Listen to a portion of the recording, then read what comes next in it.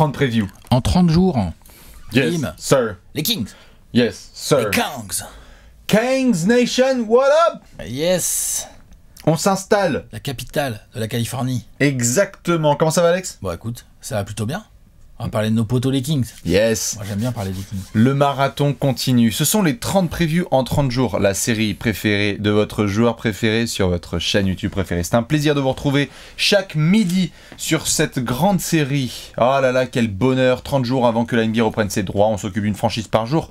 Vous avez évidemment un gros plat à midi en vidéo, mais vous avez aussi des jolis petits amuse-bouches sur le site de Trash Talk, plein de desserts, des mignonneries. Exactement, il y a des articles dans tous les sens à lire, sur un peu tous les sujets qui peuvent vous intéresser autour des Kings. Exactement. Aujourd'hui, Exactement. Aujourd'hui, c'est Donc, spécial Kings. c'est spécial Sacramento, tout à fait. On a toutes les mêmes sections habituelles. N'hésitez pas à aller sur les réseaux sociaux de Trash Talk pour voir. Il y a plein de jeux concours, des trucs chouettes, des grandes questions. Ah, Sacramento, est-ce qu'on va aller en playoff cette saison? On en parlera dans d'autres sections. On s'est occupé déjà de beaucoup de franchises. Et comme vous l'avez vu, bah, plus on monte, plus on se rapproche d'un potentiel play-in tournament. Oh! Dis donc, Ah! est-ce que les Kings vont être la première équipe de ces previews qu'on va mettre en play-in tournament? Ah! Ah. Haha, la fameuse place 10 ou 9, ou peut-être même top 6 pour certains fans de Sacramento qui ont un peu abusé sur le White Spirit. Les sections ne bougent pas, Alex. J'ai envie de dire, avant de faire le Gérard d'Or, le 5 majeur et toutes ces bêtises, on va devoir commencer tout de suite avec la première section. Bah ouais, va falloir... Se garer en double fil et regarder d'un coup d'œil dans le... Rétroviseur, qu'est-ce qu'on a? Bah on a une 12e place. Hein. On a 31 victoires, Tu sais 41 défaites. Tu sais qu'ils ont quand même réussi à gagner 31 matchs, c'est con. On a des espoirs quand même un peu douchés. Tu vois ce que je veux dire? Genre, Non. on pensait qu'il y avait un truc qui se passait et puis bah en fait il se passait pas le truc en fait. Ah! Ouais, les Kings, Quand quoi. même, bah ouais, mais quand même. Moi à chaque fois je me fais avoir. Moi, non. À chaque fois, moi je me fais eu. C'est un bonheur perpétuel. Attention, attention, je préviens tout de suite, il est impossible de démarrer ce coup d'œil dans le rétro sans parler, ladies and gentlemen, de la pire défense de tous les temps. Voilà, 30e defensive rating la saison dernière, un 30e sur 30, hein, donc je vous laisse calculer combien il y a d'équipes derrière. Il y en a pas. Et un des pires ratings de l'histoire. Ah non, mais c'est un rating catastrophique. Et de toute façon, même au-delà du rating, genre, visuellement, la défense des Kings, c'était un enfer. C'est dommage parce qu'on avait une attaque pas si mauvaise que ça. Mais oui, bien qui a sûr. montré des choses vraiment pas inintéressantes tout au long de la saison. Je sortirai notamment, juste avant de te lancer la transition sur la défense, je sortirai juste cette quote de Luke Walton, dont on va reparler aussi. Oh oui. Interviewé en milieu de saison par Jason Jones, je crois qu'il s'occupe notamment de nos amis les Kings. Vous pouvez le suivre, bien évidemment, du très très bon contenu, qui disait « Tout ce que je demande aux joueurs, c'est qu'ils essayent de rester plus de 3 secondes devant leur adversaire. » Oui, mais c'est pas ça. C'est un coach de NBA qui dit ça. C'est chaud. C'est extraordinaire. C'est chaud, putain. Avec notamment la quote fameuse qui était dans un des podcasts récents, pareil, de Jason Jones, qui disait que lorsqu'il y avait plusieurs équipes qui se ramenaient à Sacramento, le banc adverse entendait déjà le joueur dire « Il y a Buddy Hield sur moi! Il y a Buddy Hield sur moi, les gars !» C'est extraordinaire.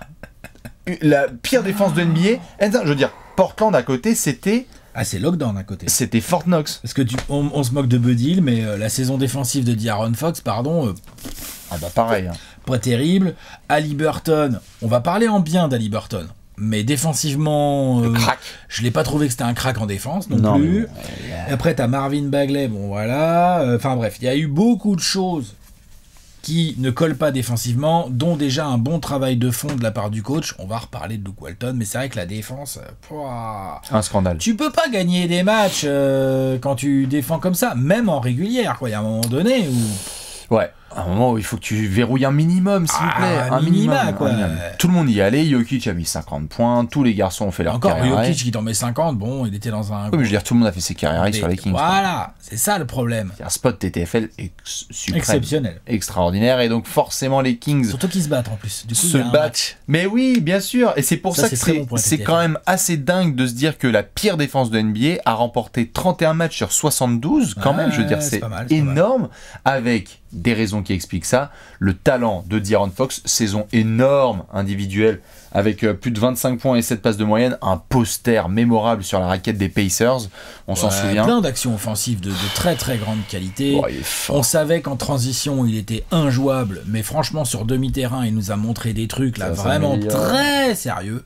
Ça s'améliore un peu au shoot, même si il a tendance encore à mon sens à un peu trop abuser du 3 points, où il n'est pas encore sur des pourcentages de réussite terribles. Franchement, c'est pas terrible du tout. Mais en sortie de prolongation de contrat, il a fait, c'est bon. Ouais, voilà, il a montré. Il aurait certainement bien aimé être All-Star et puis la fanbase des Kings aussi, sauf que pour ça, faut gagner plus de matchs, puis il faut avoir une défense, quoi. C'est ça, donc c'était un peu compliqué, toujours autant de hauts et de bas grâce évidemment à Vivek Ranadivé et Luke Walton, hashtag à chaque fois on va en reparler, Luke Walton, mais tu as les pétages de plomb éventuels de Buddy Hield, parce que ça arrive tous les 6 mois, tu as bien évidemment 2 vétérans qui eux ont fait le travail discrètement mais tout au long de la saison, Richaun Holmes et Harrison Barnes. Quand on s'est ramené Alex à la trade deadline et qu'on disait putain Sacramento, tout le monde est sur Harrison Barnes, tout le monde est sur Richaun Holmes, ils ont dit on garde. Ouais, ils gardent parce qu'ils sont ambitieux, ils ont dit. Tout à fait. On veut être compétitif, ils ont dit. Voilà. Donc, on garde Richaun Holmes et Harrison Barnes. Bon, cette phrase, à mon avis, mérite discussion. Cette phrase est beaucoup plus débattable qu'elle ne l'a été, à mon avis.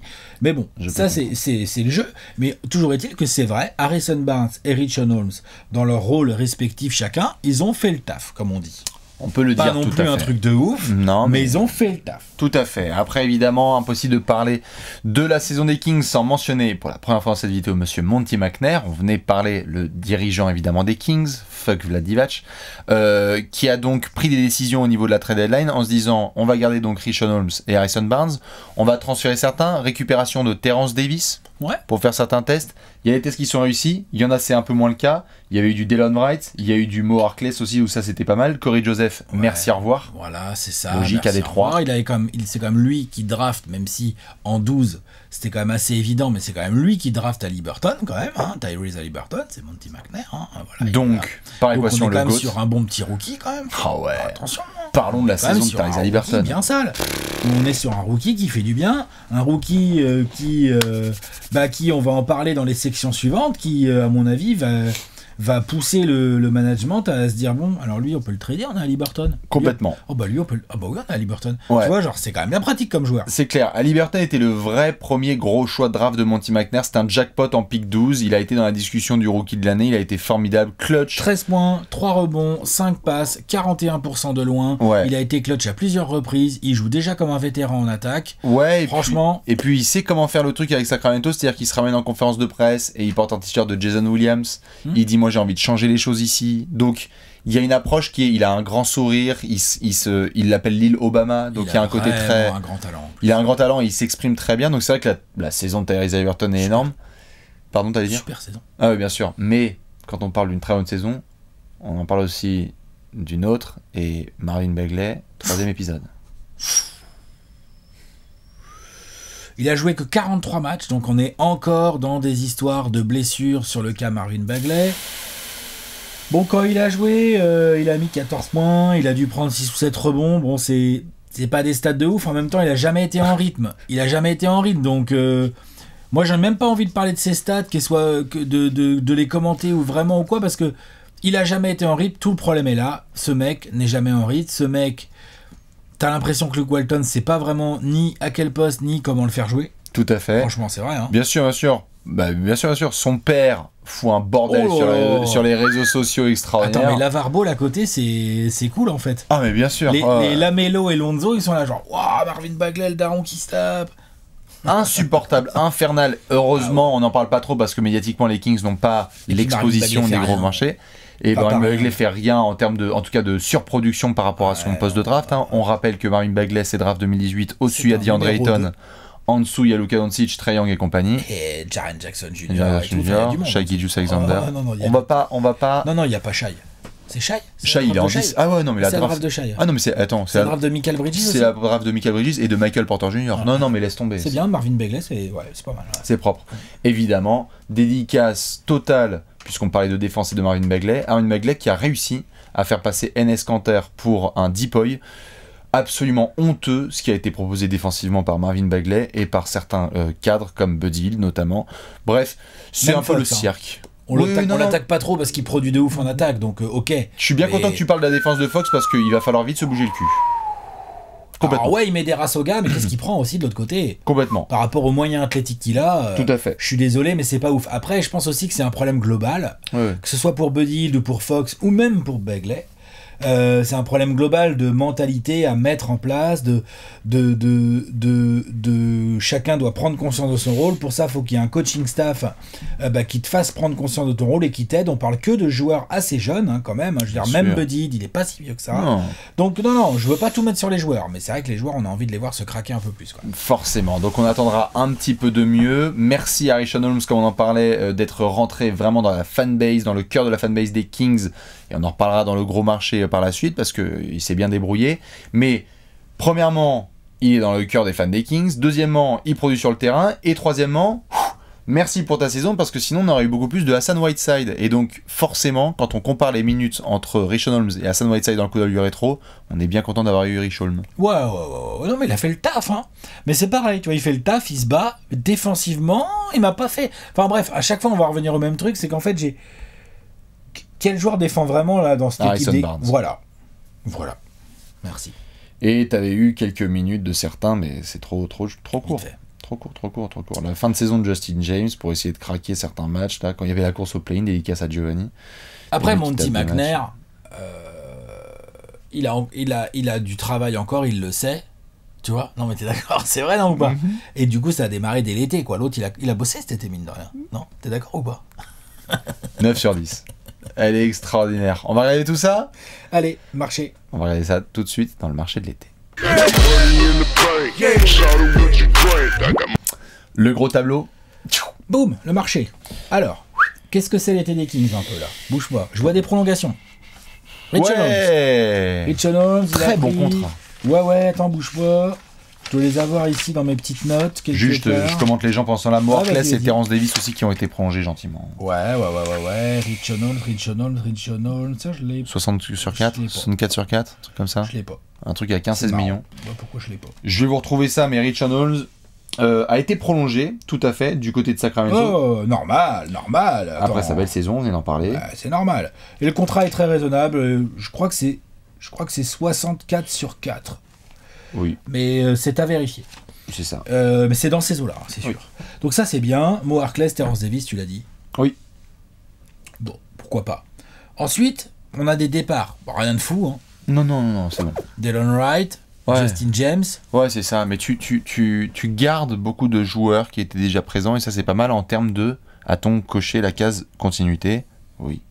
Et on sent que Monty McNair, là, dont j'ai parlé juste avant en transition, on sent qu'il avait envie cet été de pas faire le fou, de voir un peu ce qui se passe. On se doute aussi que probablement il a essayé de monter quelques trades qui n'ont pas abouti, parce qu'il y a quand même eu de la rumeur autour de Buddy Hield, pourquoi pas d'Harrison Barnes. On a même vu des rumeurs autour de Fox dans le cas Ben Simmons et tout. Tout à fait. Les Kings ont été mentionnés dans le cas Ben Simmons. Trust McNair. Voilà. Et McNair, lui, on sent qu'il a fait genre tout doux, tranquille. Je crois en ce groupe. Alors sur le je crois en ce groupe, je sais pas. Non, ça c'est moi qui invente. Non, bien évidemment, c'est Alex qui invente. Mais par contre, sur le je vais pas me précipiter. Je vais pas me précipiter tout à fait et je vais pas prendre des décisions de merde trop rapidement parce que mes émotions me drive et parce qu'on a vu des managers qui se laissent dépasser par leurs émotions et donc du coup tu veux être compétitif tout de suite, trop vite, trop fort. Non, on va prendre des décisions qui parfois peuvent étonner certains. La draft de Davion Mitchell. On s'est ramené à la draft. On était sur le canapé avec Simon. On était bien content de voir le pick des Kings, pick 9, je crois. 9, tout à fait. En fin de top 10. Et on a vu Davion Mitchell en sortie de tournoi NCAA. Énorme défenseur, gros mindset, quelques interrogations sur le jeu offensif et le fait qu'il ne soit pas aussi jeune que ses autres collègues de la QV 2021. Mais donc tu drafts Davion Mitchell, Nimi Asqueta, dédicace à notre commune portugaise. Tour. Évidemment, portugais en NBA. Tristan Thompson qui débarque. Tristan Thompson qui débarque, tout à fait, donc expérience, solidité, et Alex Len aussi. Qui revient après être passé, il repasse, il passe par Washington, Atlanta. Rendez-vous à Shanghai bientôt. C'est ça, très très probable, ou à Limoges. Ouais, voilà, c'est ça, ou à Vilnius. Et n'hésitez pas. Marché de l'été plutôt calme. J'ai envie de dire, s'il devait y avoir un minimum de logique, ça a été assez cogé parce que tu dis Richaun Holmes, j'aimerais le conserver. Il est conservé. Harrison Barnes apporte des choses bonnes dans le vestiaire, on le garde. J'aimerais un peu plus de défense.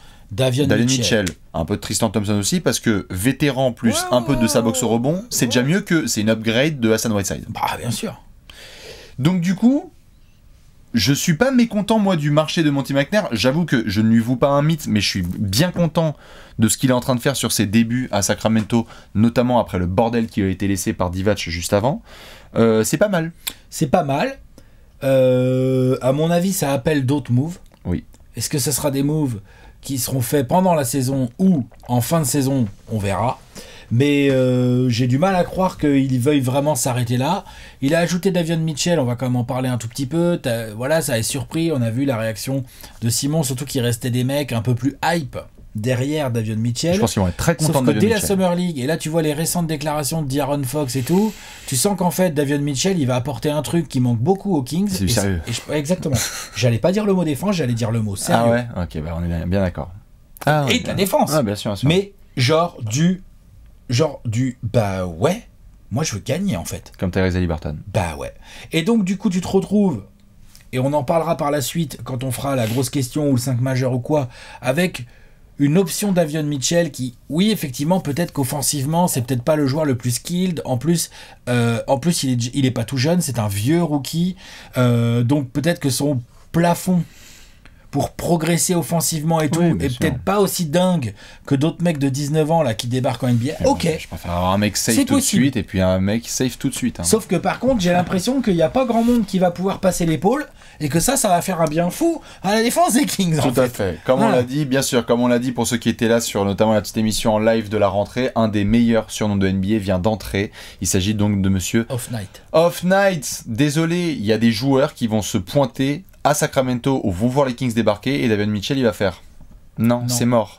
Je vous garantis que ça va être un des highlights de la saison, littéralement. C'est-à-dire qu'on verra pour l'attaque, mais il va y avoir des séquences défensives de Davion Mitchell où il va y avoir des mixtapes, où ça va être viral sur les réseaux sociaux parce qu'ils vont voir ce mec pick-up vraiment, pression tout terrain, se battre derrière les écrans, genre lui il croise Lugendort, ça va? Ah t'es marrant, toi aussi t'es en titane, c'est marrant. Ouais. Ah, c'est marrant, dis donc. J'aime bien comment tu passes les écrans. C'est ça. Ouais. Baisse un peu plus la chaise. Le mec fait la chaise au réveil. Donc non, c'est plutôt un bel été. J'allais te poser une question et te mettre un peu on the spot. Ouais, vas-y. Et je pose la question aux gens, notamment fans de Sacramento et les autres observateurs.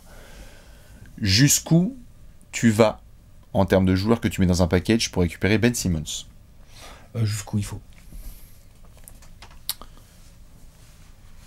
Jusqu'où il faut. Le cas Fox se discute quand même très très fort. J'inclus Fox.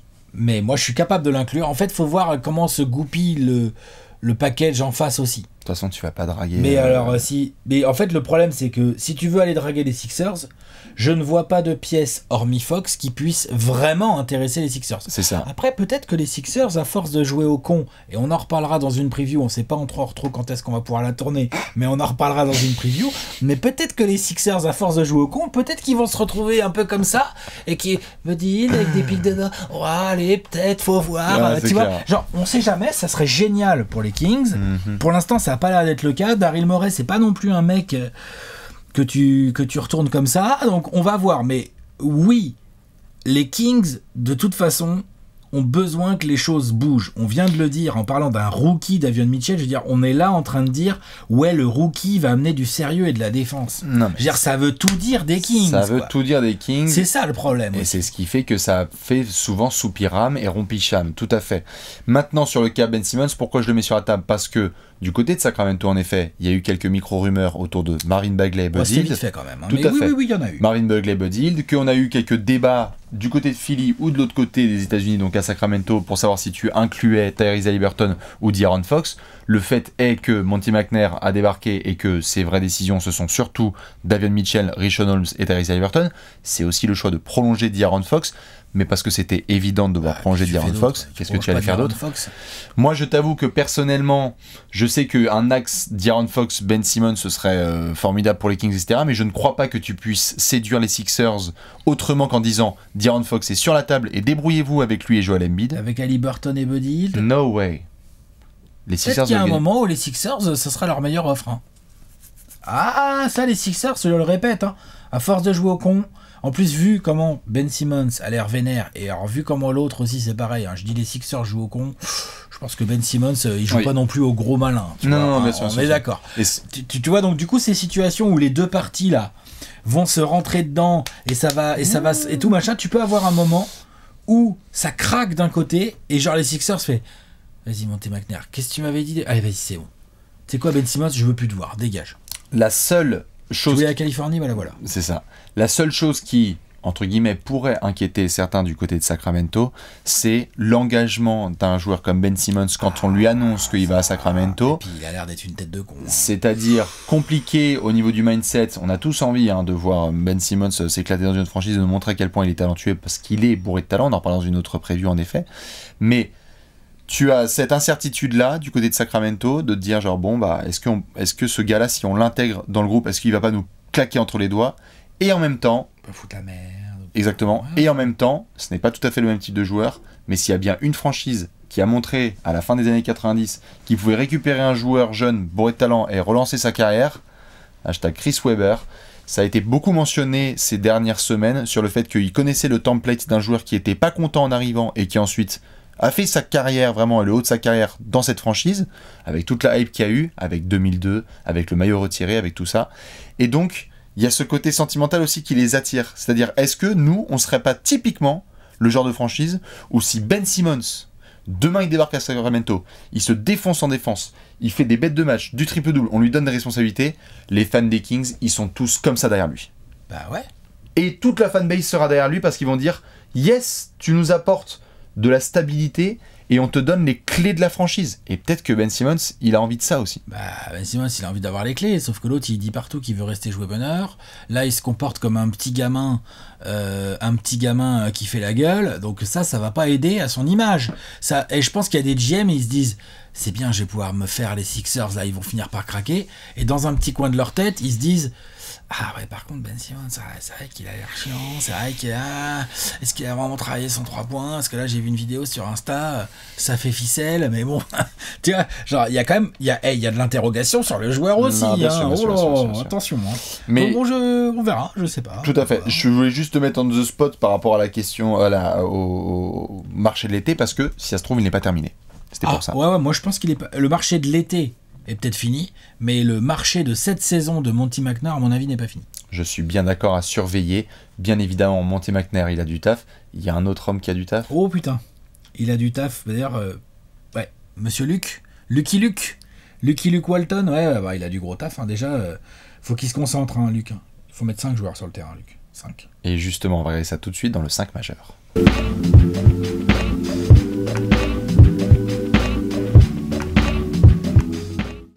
Le 5 majeur. Bam. Avec un meneur, un arrière, un ailier fort et un pivot. Et un coach, donc, pour décider de qui joue pas, qui joue combien de minutes.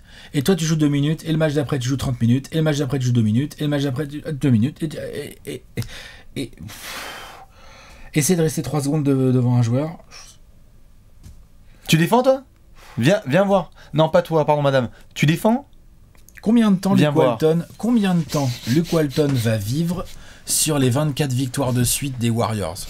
Combien de temps ça a duré cette mascarade? Combien de temps Doc Rivers va vivre sur le titre de 2008? Franchement, c'est un truc de fou. Genre, il est pas bon, ça se voit. L'escroc. Je suis désolé, là vraiment ça se voit. L'escroc. Ça se voit. En je pense qu'il y a d'autres coachs meilleurs que lui, vraiment. Alex, on va devoir respecter la section quand même parce qu'à chaque fois on part dans tous les trucs. C'est vrai, c'est pas d'accord. Voilà. C'est sorti. Maintenant, en attendant, il faut mettre des joueurs sur le terrain. Exactement. C'est ça que je voulais. Nous sommes donc dans la section du 5 majeur et donc vous le savez, dans cette section, on doit mettre 5 joueurs à l'entre-deux et à chaque fois on se pose la question principale, y a-t-il des verrous chez les Kings au début de saison? J'ai envie de dire oui. Oui, il y en a 4. Verrous. Des mecs qui vont être titulaires, quoi. Enfin, à un moment donné, Luke Walton, de toute façon, on va parler de la profondeur du groupe aussi, tu vas voir, ça a quand même été torché aussi cette affaire. Je suis d'accord, on va en dire 4, moi j'en ai 5, mais on va t'en as 5 toi? Allez, je suis curieux de savoir comment tu fais. Tiens, vas-y, c'est quoi ton meneur? De'Aaron Fox. Bon, oui. Et poste 2? T'as Isaiah Burton. Voilà. Poste 3? Buddy Hield. D'accord. poste 4 Harrison Barnes et poste 5 Rich Holmes. Ouais. Ok, non, mais d'accord. Okay. En fait, je pars du postulat suivant. Je sais que certains vont dire oui, en effet, c'est peut-être un peu petit, De'Aaron Fox, Buddy Hield, Ali Burton sur la ligne arrière. Ok. Déjà, je veux bien voir combien de temps Buddy Hield va rester dans cette franchise. Moi, c'est pour ça que je le compte pas vraiment parmi mes titus lock. Je comprends. Moi, je parlais au 19 octobre, donc je me dis, ils vont pas encore transférer. Je comprends. Si j'étais Luke Walton, donc en gros, que je réfléchissais. Attention, range tes mains, Luke. Doucement sur les interviews. C'est ça. Je n'hésiterai pas à mettre cette traction sur le terrain parce que, certes, ça peut affaiblir un petit peu ton punch en sortie de banc. On a vu que Tyrese Haliburton était super en sortie de banc, mais arrêtez. Si Tyrese Haliburton est en sortie de banc après qu'il a monté sa saison rookie, je vous jure que tape un scandale. Même Luke Walton, il va le mettre titulaire. Tu rigoles, t'es pas sérieux, arrête. Je dis, tu sais quoi ? Bah arrête. Tu sais quoi ?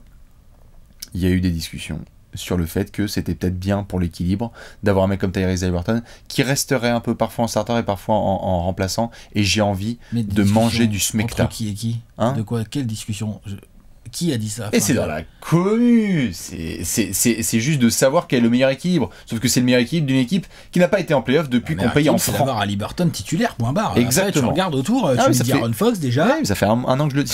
Tu mets De'Aaron Fox déjà. Non, mais au début, le tir rookie, tout ça, je peux comprendre, moi. Mais là, en deuxième saison, il n'y a plus de discussion. On est d'accord. Tyrese Haliburton et De'Aaron Fox, ils sont dans le sac majeur. Et on essaie de se débrouiller. Mitchell derrière. C'est ça. T'es quand même bien content d'avoir, en fait, Buddy Hield dans cette traction, parce que moi, personnellement, faut le dire, on se fout de sa gueule, etc. parce qu'il défend même pas un poteau. Mais il s'est shooté. Truc, mais il s'est pur que shooté. C'est peut-être un des meilleurs shooters de notre génération quand même. Oula. Ah bah je me permets. Streaky quand même. Il est un peu trop streaky. Mais c'est un putain de shooter, je suis d'accord. Et t'es obligé de le surveiller et il donne de l'espace à De'Aaron Fox. Et non, bien sûr, je suis d'accord. Donc c'est pas mal pour un mec qui fonce tête baissée comme De'Aaron Fox. Quand t'as un gars dans le corner, hashtag John Wall quand il regardait des gars comme autoportant dans le corner, à époque Washington, c'est bien d'avoir un dragster qui attire la défense et d'avoir des knockdown shooters qui sont dans les corners type Buddy Hield sur les ailes. Et donc si tu as Haliburton aussi, t'as deux mecs qui créent bien du jeu. Oui, parce que c'est pas Buddy Hield qui va créer. Et donc du coup, t'as des Buddy Hield, donc très bons shooters, et t'as Barnes qui est quand même capable d'en mettre. C'est ça. Et t'as Rishon Holmes qui pose des écrans et qui roule.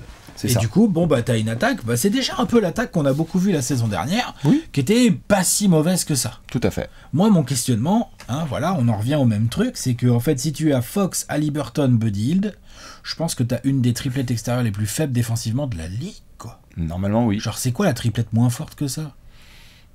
Les Wolves ? Non. En fonction de ce qui... les Wolves sont capables d'avoir un truc pas terrible aussi. Mais tu vois, genre, c'est faible, quoi, défensivement. Là, pour le coup, c'est faible. Et c'est faible et c'est frustrant parce que c'est faible, parce que ça se donne pas assez. Et moi, je trouve que les équipes qui se donnent pas assez en défense, je suis d'accord pour dire que faut que ça vienne des joueurs et la défense, c'est de l'énergie et tout. Mais... t'as aussi, on envoie des coachs, ils arrivent, les joueurs c'est les mêmes, et tout d'un coup on se dit putain, le Magic là, Steve Clifford ils se sont mis à défendre là. Bah ouais. En fait. Et tu questionnes Evan Fournier te dit bah ouais, lui il nous a expliqué individuellement et collectivement, il nous a travaillé le truc et on a tous progressé. Je suis d'accord avec toi sur le plan purement basket. C'est-à-dire que quand on regarde juste la triplette Haliburton, Fox et Buddy Hield, tu dis bon c'est reparti, on va reprendre encore 125 par match et c'est comme ça. Je comprends le postulat, il est indéniable. Malheureusement, là où j'essaie de dézoomer un peu et voir au niveau management et donc Monty McNair, c'est parmi les pièces que j'ai, et vu que j'ai envie d'être, comme tu l'as dit, en transition, compétitif, et même, quand tu disais en transition de la section précédente, mon marché n'est pas terminé, j'ai envie que mes pièces, elles puissent être monnayées par la suite. Faut les faire jouer. Et donc, Buddy Hield, si tu as envie, justement, que ce soit une pièce qui soit échangeable contre quelque chose d'assez précieux, tu vas pas le mettre en sortie de banc. Non, je suis d'accord, il faut qu'il joue. Ou alors tu lui files un gros rôle de 6e homme. Faut voir. Alors, parce que moi, ce qui me fait peur, c'est que ça soit Haliburton le 6e homme là dans ce délire. Ah non, mais ça c'est mon pire cauchemar. Il peut créer, il peut avoir la balle en main. Si Buddy Hield était un coéquipier extraordinaire, exceptionnel, loué de tout le monde et qui ne pète pas des câbles tous les 6 mois sur son rôle, je serais d'accord avec toi. Mais s'il y a bien un mec qui nous a montré à Sacramento qui est pas content parce qu'en fait il a pas eu ce qu'il valait et puis on lui avait promis que c'était le nouveau Stephen Curry, c'est bien Buddy fucking Hield quand même. Donc lui, tu lui dis demain, tu te vois toi aller voir Buddy Hield et lui dire tu vas être en 6e homme, il lui va faire. Ouais, y a pas de problème.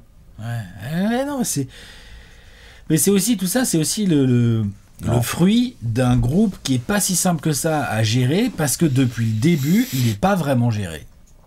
Et que Tout à fait. les joueurs, on sent le manque de repères des joueurs. Tout à fait. Et je pense que Buddy Hield en a pâti, même s'il n'y a pas mis forcément du sien. Je pense que Marvin Bagley aussi, il en a pâti.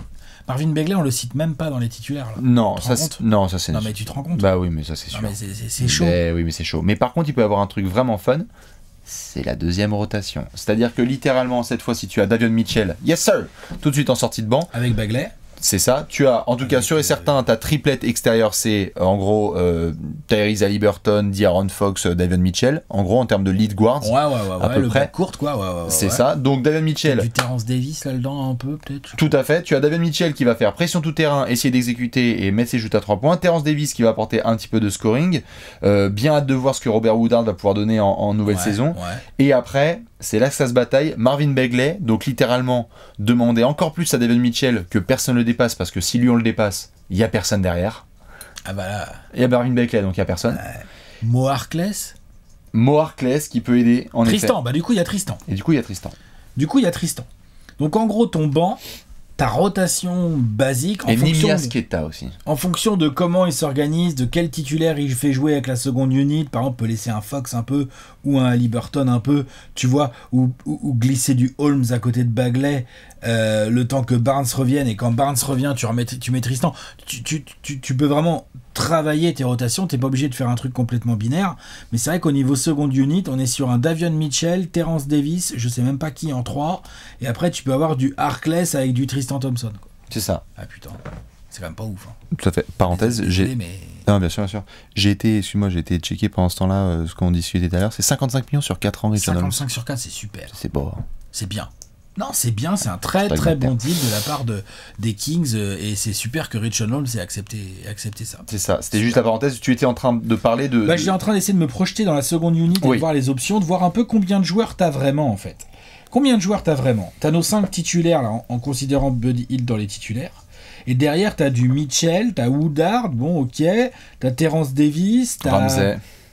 Ouais, t'as Harkless, t'as Tristan, et je compte pas Alex Len. Shimezi Metu.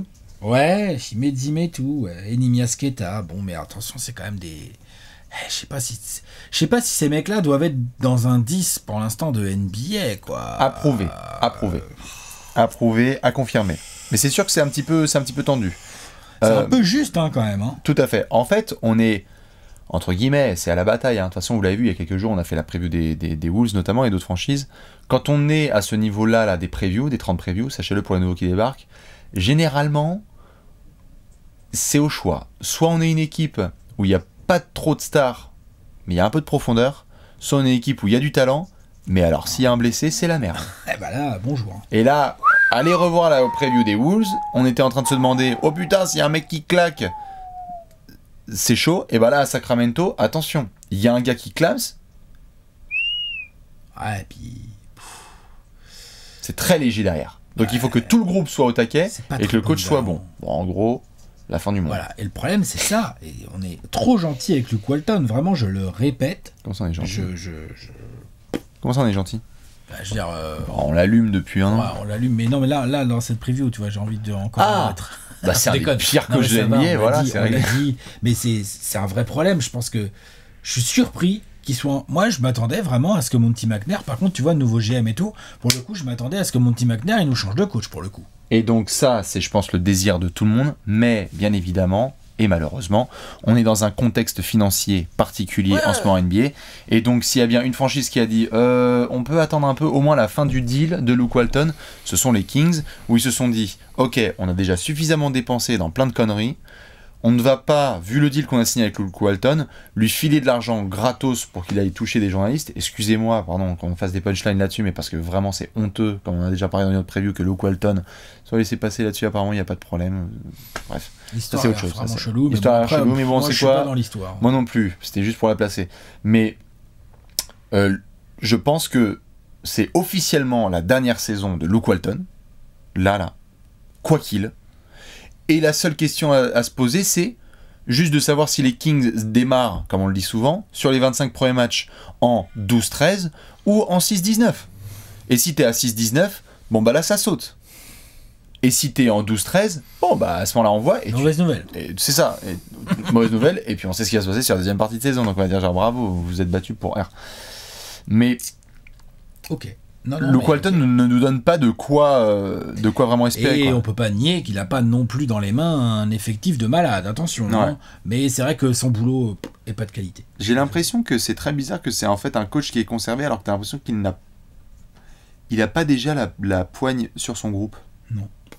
Et puis il a rien prouvé, pour moi. Rien, nada. Donc voilà, on va voir comment ça continue, ça, mais c'est vrai qu'il y a, au niveau tactico-technique, là, comme on vient de l'expliquer pendant cette section, il y a du taf. Il y a du gros taf. Il y a du gros taf pour Monsieur Walton, tout ça surveillé par Monty McNair. On va devoir se poser une grosse question. Allez, Pregunta, c'est parti. C'est l'heure de la question de la mort.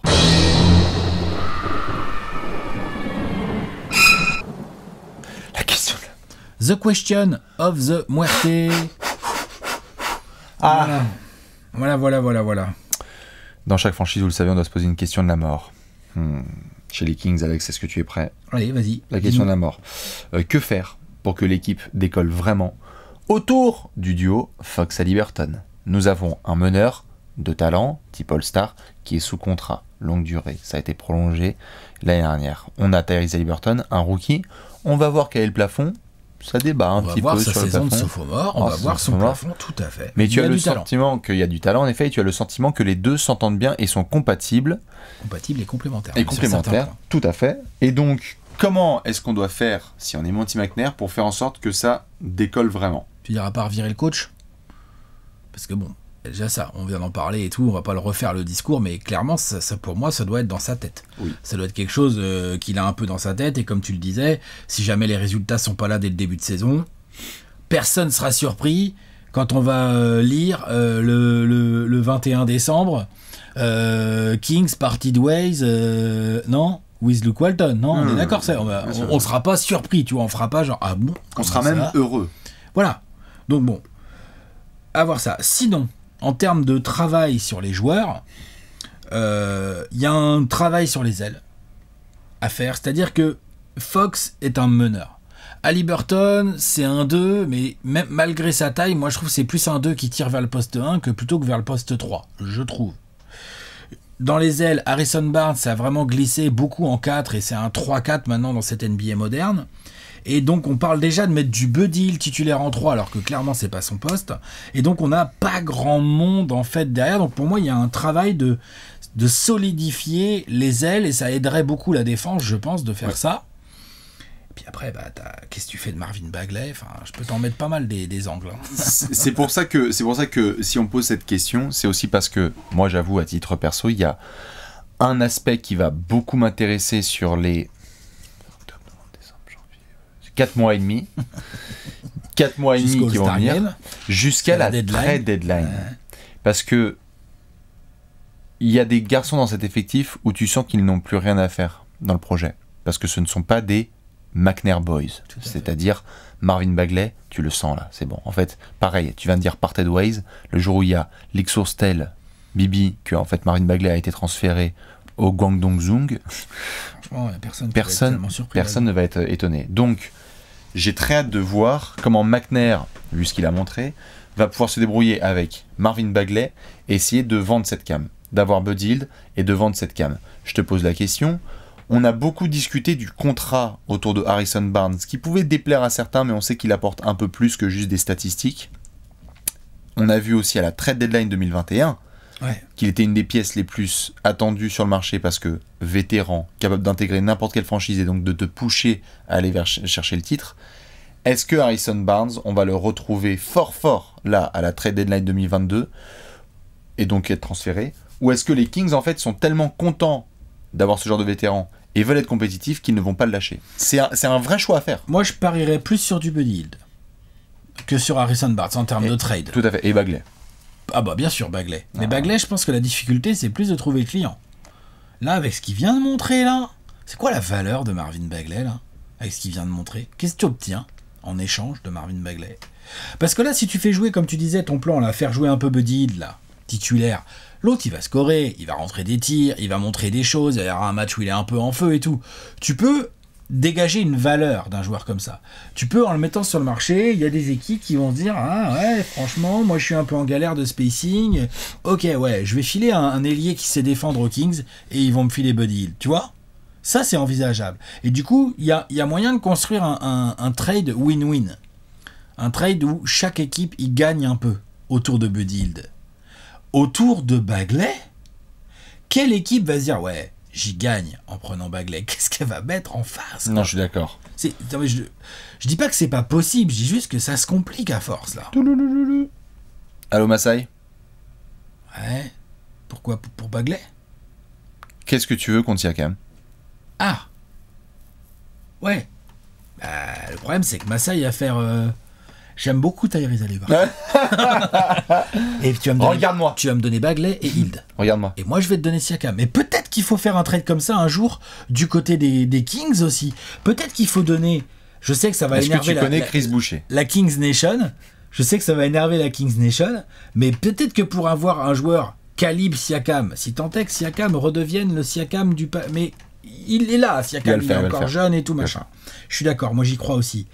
Si tu as envie d'avoir Fox avec une raquette Pascal Siakam Holmes, et que peut-être tu voudrais essayer de garder Harrison Barnes, comme ça tu as vraiment un front de courte qui a de la gueule autour de Fox, bah peut-être qu'il faut se dire, bah ouais, je fais un package, Buddy Hield, Haliburton, et je veux Siakam, et je dis à Masai, par contre, il faut que tu prennes Marvin Bagley.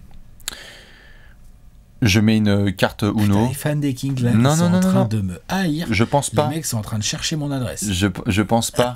Parce que j'allais mettre une carte Uno, un sujet qui a été discuté notamment récemment. Pareil, j'ai insider des Kings ces dernières semaines lorsqu'il y a eu beaucoup de questions sur la manière dont on reconstruit cet effectif.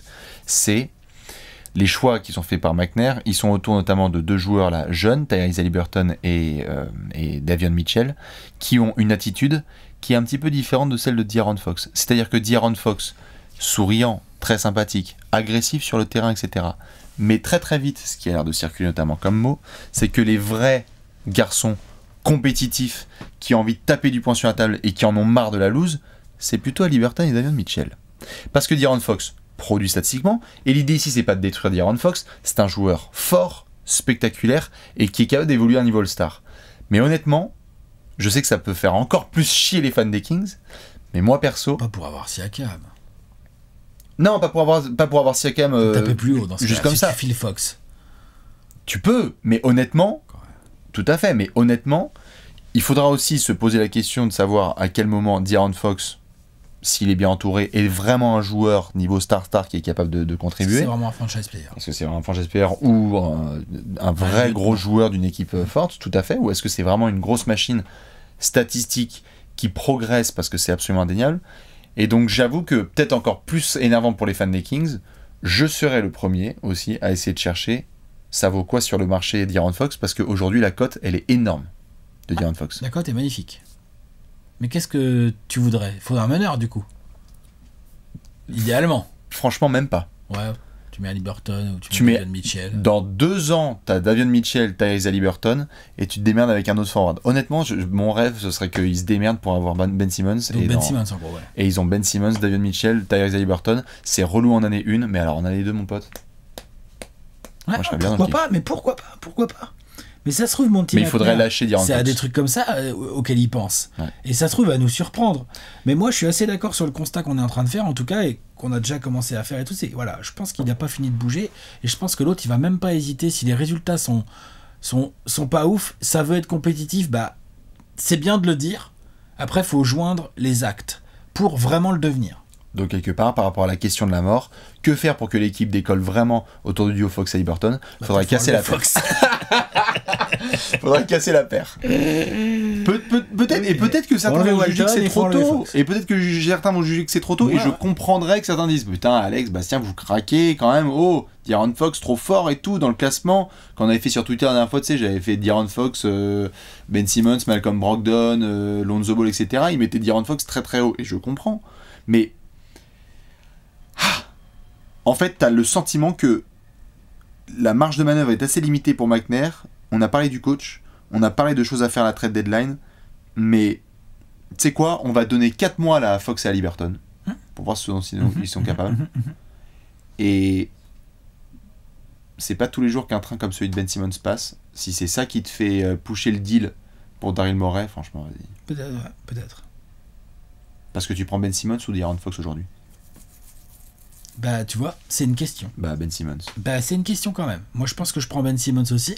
Mais avec ce que vient de nous laisser en tête Ben Simmons et l'attitude qu'il a là, c'est d'un... Moi, je veux bien. Moi, j'adore le joueur. Hein. Je l'ai toujours défendu. J'adore le joueur. Et même qu'il n'ait pas de shoot, il faut qu'il travaille son shoot, il faut qu'il progresse. Ça, mais je pense que défensivement, athlétiquement, en termes de compétitivité, en termes de qualité de passe, de plein de choses, en fait, il est absolument monstrueux. Et oui, comme ça, j'aurais tendance à le mettre devant Fox pour construire une équipe. Mais c'est pas si, genre, c'est pas un no-brainer. Non, c'est pas si évident. Non, c'est pas un no-brainer. Mais c'est juste que parfois, ça m'embête d'avoir des fans de Sacramento, et je les comprends parce que c'est dur émotionnellement, ça fait des années qu'ils sont pas en playoff, mais qui te donnent le sentiment que De'Aaron Fox est intransférable, car vous n'avez pas fait les playoffs depuis une éternité. Personne là n'est intransférable. Il faut que tu fasses des moves réels pour pouvoir justement retrouver un peu de stabilité. Et s'il y a un gars qui te permet d'en avoir un autre meilleur, et qui lui a prouvé en plus que entouré pas non plus de pièces extraordinaires, genre quand Embiid était blessé, etc., bah Simmons il peut t'apporter une base. Donc par rapport à la paire, on dit quoi? On dit qu'on se donne rendez-vous en février?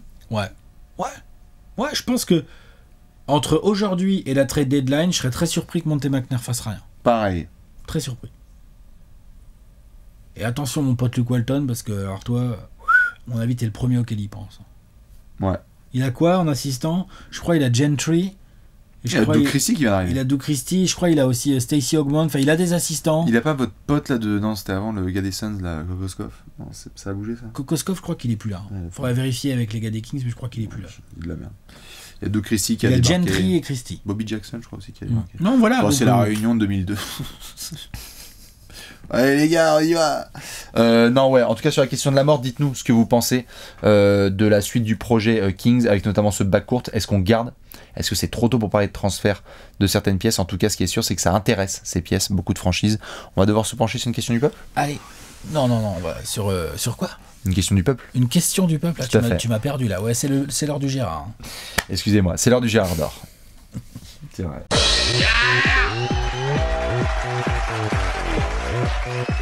Le Gérard d'or, le Gérard d'or. Et alors, backflip. On va essayer de faire ça bien. Hop là, c'est propre. C'est bien. C'est propre, c'est les Kings, c'est efficace, c'est sérieux, c'est carré. C'est annonciateur de très belles choses au Golden One Center. Il est 4h du matin, on est tous éclatés et on a hâte de voir ce match à plus de 250 points. Vous êtes bien à Sacramento dans cette équipe, il y a plein de Gérard. Et il y en a un qui va attirer notre attention, c'est le joueur qui va nous faire cliquer sur les Kings. Alex, c'est qui ton joueur cette saison? Buddy Hield, j'aime bien ce joueur. Même si, clairement, on en a déjà parlé là dans la preview, et là je vais en parler un tout petit peu plus en détail sur une minute ou deux. Son attitude m'énerve un peu, son côté un peu je veux. Genre il se prendrait presque pour une star bientôt, tu vois, genre faut se calmer. C'est le prochain Stephen Curry. Faut se calmer. Il n'empêche que c'est un très bon shooter. Il n'empêche que c'est bien d'avoir des mecs comme ça qui savent jouer sans ballon dans une équipe où t'as des mecs qui aiment bien avoir le ballon. Et que si, comme on l'a évoqué tout à l'heure, je serais très intéressé de voir un nouveau coach débarquer et un nouveau coach qui réussirait à convaincre Buddy Hield, genre, gars, fais-moi confiance, je vais te faire jouer 33 minutes par match, il n'y a pas de souci, par contre tu vas être 6e homme. Tu vas devenir un grand 6e homme, et comme ça, tu vas enfin pouvoir faire décoller ta carrière. Voilà. Ça, j'aimerais beaucoup le voir. Et si jamais ça pouvait venir, ça me ferait encore plus cliquer sur les Kings et pour voir Buddy Hield, parce que je pense que c'est assez intéressant pour ce genre de joueur de pouvoir être mis dans une situation qui lui correspondrait mieux. On attendrait moins de lui défensivement. Le problème, c'est que quand tu es dans le 5 majeur à côté d'Haliburton et de Fox, par exemple, comme on l'a évoqué, va falloir qu'il ait des responsabilités défensives, parce que va pas falloir se contenter de mettre des shoots, parce qu'en gros en face il va avoir des gros joueurs, donc on va avoir besoin de lui, alors que dans la seconde unit il pourrait peut-être un petit peu plus se cacher, plus s'exprimer, avoir plus de ballons aussi, parce que finalement Fox, Haliburton, tu vois, genre quand même mine de rien ce sont des joueurs qui mangent du ballon. Donc j'aimerais voir ce genre d'évolution dans la carrière de Buddy Hield, et ça va beaucoup m'intéresser de suivre ça cette saison. Voilà. Buddy Hield est-il à Sacramento le 20 février 2022? C'est pas gagné. Oh, Non, Normand. Quoi? Une vraie réponse, oui. Ah, je dirais peut-être que oui, peut-être pas que je non. dirais plutôt oui quand même. Il reste. Ouais. S'il passe pas 6ème homme, je pense qu'il va pas être si simple que ça à trader. Ouais. Même si tu... Enfin, on verra. Monsieur Marvin Bagley sera mon Gérard d'or cette saison. Voilà, on va passer au pronostic. Numéro 2 de draft. Numéro 2 de la draft. La malédiction. Je rappelle donc évidemment tout à fait les numéros 2 de la draft, sauf KD, tout va bien. Mais que les numéros 2 de draft comme Michael Beasley. Numéro 1 de draft. C'est juste les... Enfin bref. KD, c'est un On numéro en a 1. déjà parlé, ouais. C'est juste que les Blazers s'y sont trompés, c'est tout. C'est ça. 62 matchs joués par Marvin Bagley sur sa saison 1, 13 matchs joués sur sa saison 2, 43 matchs sur sa saison 3. Marvin Bagley, quand il est sur le terrain, il produit du point, du rebond, il est athlétique, il apporte un rebond offensif, il galope, ça peut être un très bon partenaire offensif. On est plutôt dans la case Enes Kanter, donc de joueurs ultra doués offensivement, mais inexistant. Mais en défense, c'est tellement abject, c'est tellement mauvais en fait à l'heure actuelle que c'est simple. Parmi toutes les critiques qu'on peut faire à Luke Walton, il y a un truc qu'on ne peut pas nier, c'est que le pauvre Marvin Bagley, il a jamais dépassé les 26 minutes de jeu par match, et c'est normal.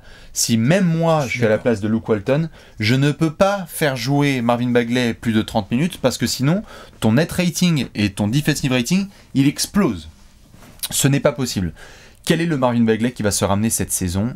Limite, j'ai envie de me marrer en disant ça, parce que quel est le Marvin Bagley ? Marvin Bagley, quand tu tapes Marvin Bagley sur YouTube, il y a plus d'infos sur ses derniers singles de rap que littéralement sur ses workouts. Je préférerais limite qu'il n'y ait aucun single de rap, je le laisse faire, si c'est son kiff c'est très bien, mais je préfère encore qu'il y ait des mixtapes de Ben Simmons qui shoot à 3 points, tu vois, parce que je me dis au moins ça travaille.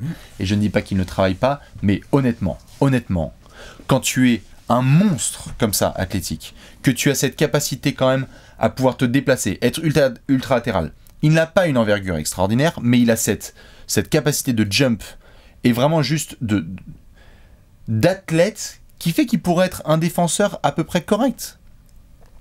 Mais le problème, c'est que ce n'est pas le cas. Et donc, ça limite, ça met un plafond à sa capacité à jouer. S'il débloque ça, ça va débloquer sa carrière. On pourra me parler de blessures, etc. Mais si on dit, en fin de saison prochaine, Marvin Bagley, il y a eu la même production offensive, mais c'était mieux défensivement, et les Kings ont été mieux défensivement. Et donc, on parle de sa mentalité. On parle de mental, on parle de son daron, on a dit que c'était n'importe quoi, où tu as le sentiment qu'il a juste une seule envie, c'est d'aller ailleurs, mais que tu ailles ailleurs, en fait. Tu pourrais même aller, même aux Lakers, aux Nets, etc., que tu aurais toujours 10 minutes de jeu parce que tu ne sais pas défendre. C'est même pas de mal défendre, il ne sait pas défendre. C'est une des plus grosses punchlines. Il rentre sur le terrain, regardez s'il vous plaît la saison prochaine, ou la saison précédente, quand Marvin Bagley est sur le terrain, les équipes d'en face jouent pick and roll sur... c'est caviar, hein. Sur MB, du bonheur. Hein, c'est 90% de chance de scorer. Tu passes l'épaule, tu vas avoir soit de lancer, soit le one, soit 2 points. Et donc, sa carrière, elle dépend aussi de ça. Ça dépend certes de ses blessures, mais ça dépend de sa capacité aussi à produire de l'autre côté. Et donc, j'espère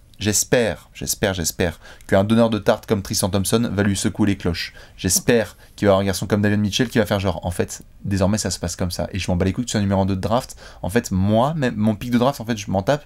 Juste, je produis plus que toi. Ils ont quasiment le même âge, je crois. En gros, il a quoi ? Il a 21 ans, Marvin Bagley, et il doit être même plus vieux, Davion Mitchell. Les Kings veulent être dans une autre ère, c'est l'ère Monty McNair, c'est pas son choix, c'est le choix de Vlad Divac, bien joué la draft 2018, donc c'est la saison ou jamais. Sinon, voilà, tu vas être comme Beasley, Kanter, des mecs hyper forts offensivement, mais juste... le gâchis. Mais c'est le gâchis. Comme Beasley, comme Kanter, où tu dis genre c'est super, etc. T'as fait une carrière assez longue, hein, 8-10 ans, etc. Kanter, ouais, Beasley... Non mais tu vois, je veux dire, il a traîné, Beasley, il a traîné quasiment une dizaine d'années. En get bucket, il faisait des saisons chez Knicks où t'es là, oh my god, ou chez les Wolves. Mais c'était pourquoi ? C'était dans le vent total.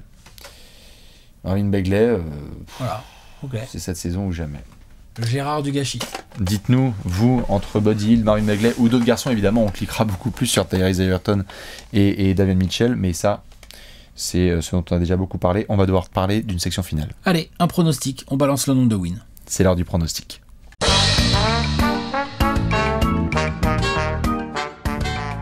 Pronostico.